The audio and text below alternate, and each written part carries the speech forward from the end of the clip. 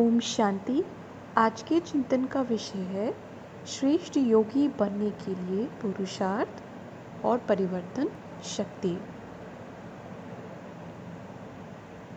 बाबा रोज हम बच्चों को बहुत सुंदर सुंदर प्यारे प्यारे इम्पॉर्टेंट ज्ञान बिंदुओं से हमारा श्रृंगार करते हैं। आज भी बाबा ने कहा 3 कीवर्ड्स हैं, बहुत, गंभीरता, धैर्य और समझ से बाप को याद करो। तो कैसे करें हम अपना परिवर्तन शक्ति को कैसे प्राप्त करें? बाबा समझाते हैं हमको कि सेल्फ रियलाइजेशन के लिए सबसे पहले परिवर्तन शक्ति को प्राप्त करने के लिए हमें अपनी गलतियों को स्वीकारना पड़ता है। जैसे ज्ञान बिंदु है ना, ये कि आत्मा के कर्मों पर ही उसके सुख दुख की रिस्पॉन्सिबिलिटी है। तो इस ज्ञान बिंदु को भीतर से कितना स्वीकारा, संपूर्ण रीति इसको स्वीकारा है। जब तक नहीं स्वीकारा था, जब तक पता ही नहीं था, तब तो दलदल में फंसे थे। लेकिन जिस दिन ये स्मृति आती है, आँख खुलती है कि जीवन में जो भी इश्यूज़ थे या है, जो प्रॉब्लम्स हैं, जो दुख है, जो तकलीफ़ है, उसकी ज़िम्मेदार मैं आत्मा स्वयं हूँ। तो भीतर से पक्की अनुभूति जब ये होती है, तब हम अपनी गलतियों को स्वीकारते हैं। तो वहाँ से दोष देना, रोना, कंप्लेंट्स करना, ये सब बंद होकर जो परिवर्तन शक्ति हमको प्राप्त होती है, हम तीव्रता से पुरुषार्थ करने लगते हैं, क्योंकि समझ में आ गया, स्पष्ट बुद्धि में आ गया कि मैं आत्मा स्वयं अपने सुख और दुख के लिए जिम्मेवार हूँ। तो पहली ये बड़ी इम्पोर्टेंट बात है, अंदर से ये रियलाइजेशन कि कोई भी मुझे दुख नहीं देता है, अपने दुख की जिम्मेवार मैं खुद हूँ। आपके साथ कभी भी कोई कैसा भी व्यवहार करता है जो अप्रिय है, अनडिज़ायरेबल है, वो कभी भी अन्यायपूर्ण हो, ऐसा नहीं होता। ऐसा लॉ नहीं है ड्रामा में। आपने हमारे जो कर्म हैं 63 जन्मों के, वो इम्परफेक्ट कर्म हैं। हमने परफेक्ट कर्म नहीं किए। अगर हम एक दिन में भी देखें तो कितने सारे कर्म हमसे रॉन्ग हो जाते हैं, छोटे छोटे ही सही। हम जब देह अभिमान में आते हैं तो हमसे विकर्म नेचुरली होते हैं। तो एक दिन में भी अगर कहीं अटेंशन छूटती है तो हमसे छोटे छोटे भी कर्म जो है वो रॉन्ग हो जाते हैं। इसलिए बाबा कहते हैं बच्चे अटेंशन रखो तो टेंशन नहीं रहेगी। तो जब ये एक दिन की बात है और बाबा हमको समझाते हैं कि बच्चे 63 जन्मों की बात है, तो हमारे जो कर्म है वो परफेक्ट नहीं है। और लॉ ये कहता है कि जो ऊर्जा हमने भेजी है उसी का ही रिटर्न हमको मिलता है। तो किसी का दोष नहीं है यहाँ हर कोई निर्दोष है। बाबा हमको समझाते हैं सबका अपना अपना पार्ट है। तो निर्दोष ऐसी दृष्टि से देखना, ये रिस्पॉन्सिबिलिटी भीतर से लेना कि ये सब कुछ बिगाड़ा मैंने है, तो सब कुछ ठीक भी मुझे आत्मा को ही करना है। उसके लिए ही तो बाबा आया है, सहयोग कर रहा है हर प्रकार से। क्या कहता है, कितने प्यार से कहता है कि बच्चे मैं कोई तकलीफ़ नहीं देता हूँ, बस आत्मा समझ मुझ बात को याद करो। तो कैसे याद करेंगे? इसमें सत्यता की शक्ति बहुत बहुत बहुत इम्पोर्टेंट रोल प्ले करती है। सत्यता की शक्ति से सब कुछ सहज लगता है। सत्य अमर होता है ना, अमिट होता है। आप बाबा सत्य बात बताता है, आपको नहीं माननी मत मानिए, आप ज़िंदगी भर धोखे में रहिए, सत्य तो नहीं बदलेगा, वो तो अमर है, अमिट है, ना तो मिट सकता है ना बदल सकता है। उसमें उसकी शक्ति को जब हम स्वीकार करते हैं ना, जब उससे चलते हैं तो सहज होता है, सब कुछ सहज होता है। तो बाबा की ज्ञान बिंदुओं को महसूस करना, भीतर से अनुभव करना, हम अपने जीवन की यात्रा को देखें। जैसे बाबा कहता है बच्चे तुम सुदर्शन चक्रधारी हो, तो चक्र फिर आते हैं ना, अपने जीवन की कहानी को देखते हैं। तो स्टार्टिंग से लेके एंड तक देखिए, ध्यान से देखिए। सबसे पहला तो यही है ना, सत्य ज्ञान बिंदु की मैं आत्मा हूँ, मैं देह नहीं हुई, तो सबसे इम्पोर्टेंट है, नंबर 1 है। तो ध्यान से देखें, महसूस करें कि इस जीवन की कहानी में, जीवन कोई ये एक जन्म नहीं है, ये जो 84 जन्मों की कहानी है ये जीवन है। तो ये जन्म भी फिर बाबा कहते कि सबके नहीं होते। तो इस जीवन की कहानी में शुरू से लेके एंड तक क्या हो रहा है। संगम पर हम पुरुषार्थ करते हैं, जिसकी प्रारब्ध हमको सतयुग में मिलती है। फिर आधा कल्प सतयुग त्रेता और आधा कल्प द्वापर कलयुग। वहाँ फिर जब देह अभिमान में गिरते हैं तो फिर बाप को याद करना शुरू करते हैं, यानी भक्ति करना शुरू करते हैं। तो इस जीवन कहानी में हो क्या रहा है? जीवन की सारी कहानी बाप के इर्द गिर्द ही तो घूम रही है ना।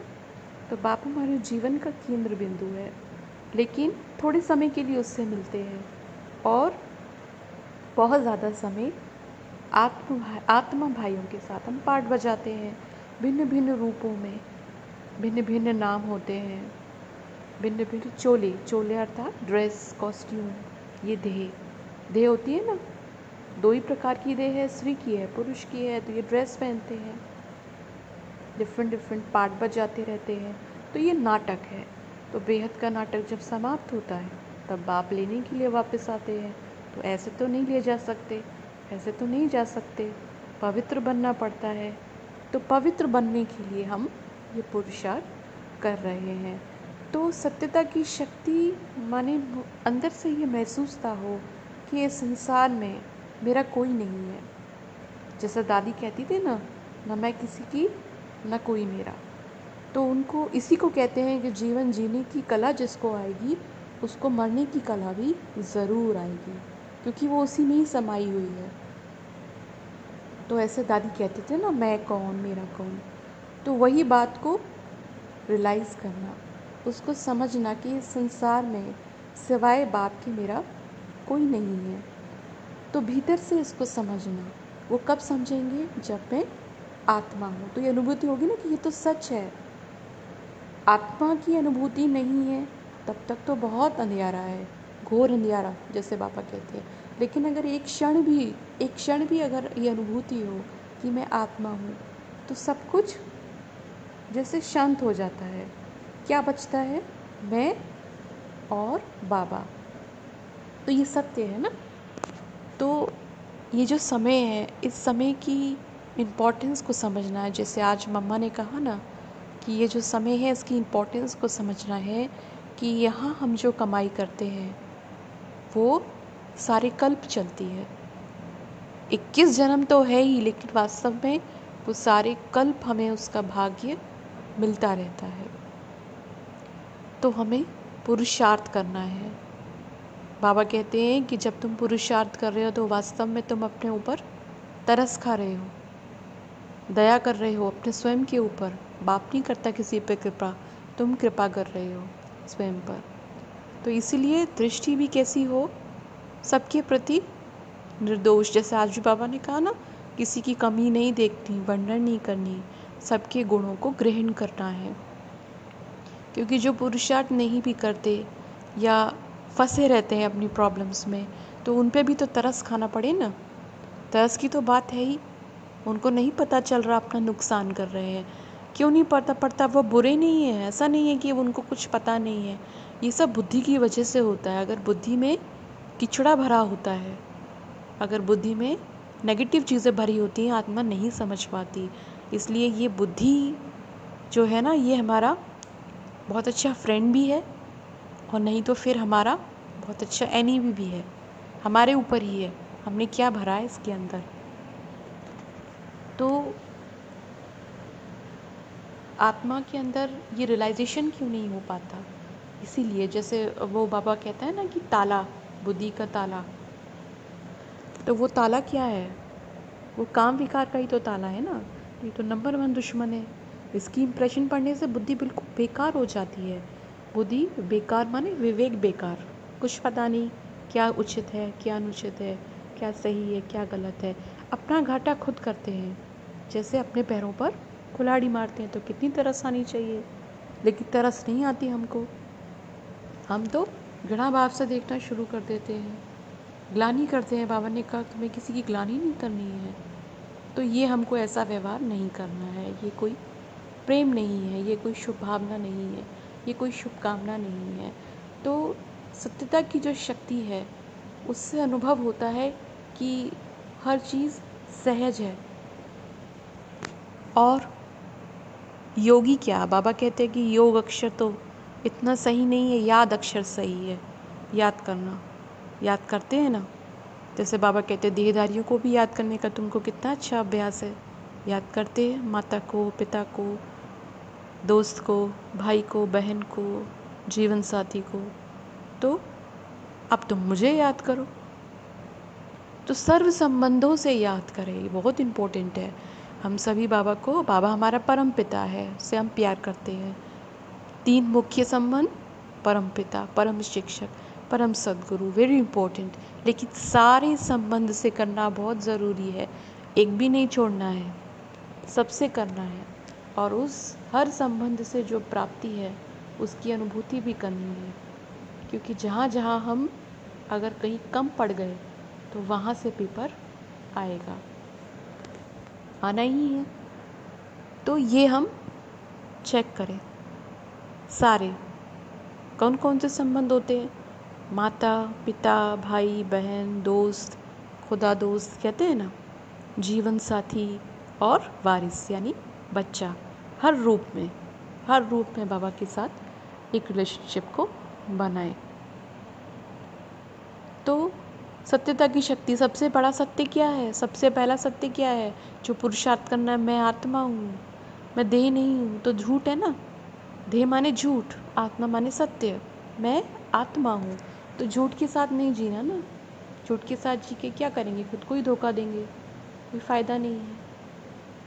और बाबा को याद क्यों करना है, तो बाबा समझाते हैं, बहुत सारी बातें आती हैं ना मुरली में कि प्राप्ति है, ये है, वो है।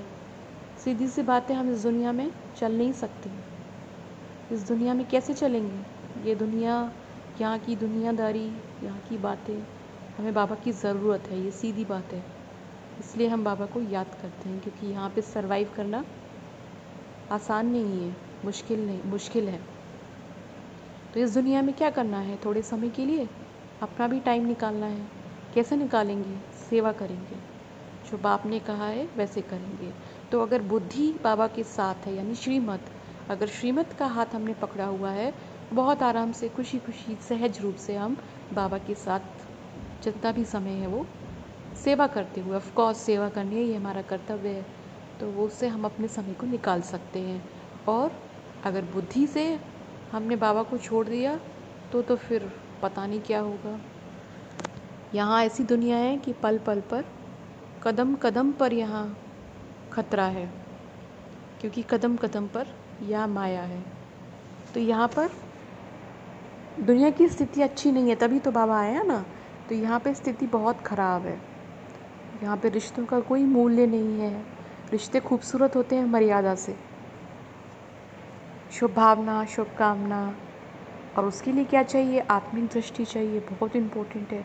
आत्मिक दृष्टि है तो ही जो प्रेम है वो पवित्र है, नहीं तो कुछ भी नहीं है। क्या है दृष्टि में, तुरंत देह अभिमान आता है, देह का भान आता है, तो फिर समझ आता है मैं स्त्री हूँ, ये पुरुष है, ये पुरुष है, मैं स्त्री हूँ, तो फिर सब गंदा हो जाता है, देर नहीं लगती।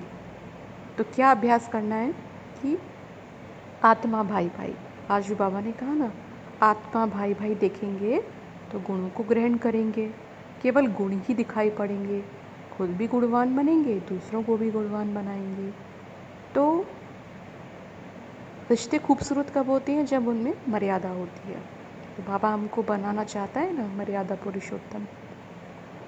कुछ नहीं है यहाँ पे, मूल्य किस बात का है, धन का, पोजीशन का।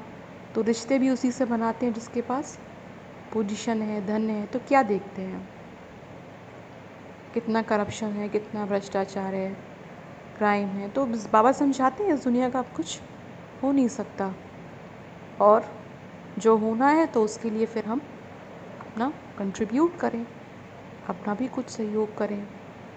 तो सत्यता की शक्ति पर आज रिफ्लेक्ट करते हैं, ये शक्ति से कुछ भी असंभव नहीं है। और अपने ऊपर सदा विश्वास रखें, जो अपने पे भरोसा रखता है वही कुछ कर सकता है। अपने ऊपर भरोसा रखें, विश्वास रखें, किसी को भी आधार नहीं बनाएं, किसी भी वस्तु को, देहधारी को अपने जीवन में आधार नहीं बनाएं, क्योंकि बिल्कुल अंत समय में सारे आधार छूट जाएंगे। तो तैयार रहना पड़ेगा ना मानसिक रूप से। ऐसे तो ना, तो अभी से का तैयारी करनी पड़ेगी, तो ना कर लेंगे कर लेंगे कर लेंगे, कोई कर लेंगे कुछ है ही नहीं है। जो भी होगा अचानक होगा, बाबा ने समझाया है। तो मानसिक रूप से अपने आप को तैयार करके हर चीज़ के लिए चलना है। तो आज सत्यता की शक्ति क्या है, इस पर आज चिंतन करते हैं, रिफ्लेक्ट करते हैं, किस तरह से ये हमारे पुरुषार्थ को बहुत अच्छा करती है, श्रेष्ठ बनाती है, तीव्र पुरुषार्थी उड़ता योगी बनाती है, रमता योगी बनाती है। तो उससे हमें चलना, हमारे पुरुषार्थ सहज होता है सत्यता की शक्ति से, पावर ऑफ ट्रुथ। बाकी तो सब झूठ ही है ना, तो झूठ से ही दुख पैदा हुआ है। तो इस पर आज हम रिफ्लेक्ट करते हैं। ओम शांति।